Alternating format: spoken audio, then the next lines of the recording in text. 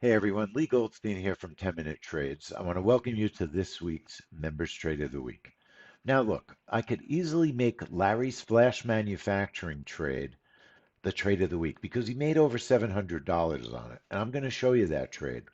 But it's something he did on a different report that was so outside the box that it really is the Members Trade of the Week. So let me explain what I mean, and thanks for watching.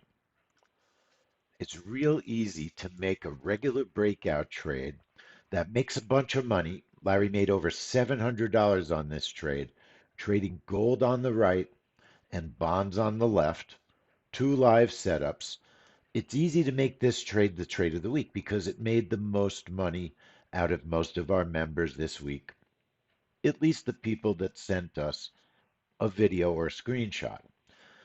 Larry has been on fire. Larry R. from Canada. His trading's been awesome lately. He's just had winner after winner, trading smart, and he made over 700 bucks, as I said, on Flash Manufacturing. But it's what he did on Thursday's unemployment claims. It was so outside the box and such a smart thing to do. He traded bonds, which I didn't even think of.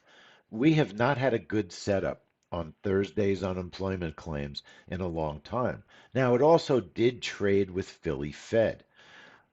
That may have been the quiet reason it was such a good trade. But you could see, nevertheless, I did not think of trading bonds on that event. Larry did, and he made almost $200 on the trade, about like 150 bucks.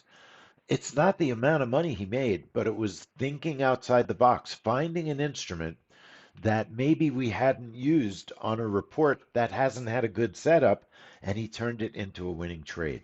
That's why Larry R. from Canada is this week's Members Trader of the Week. So send me your videos so next week you can be our Members Trader of the Week. This is Leigh Goldstein. I hope you enjoyed the video, and I'll see you in the trade room.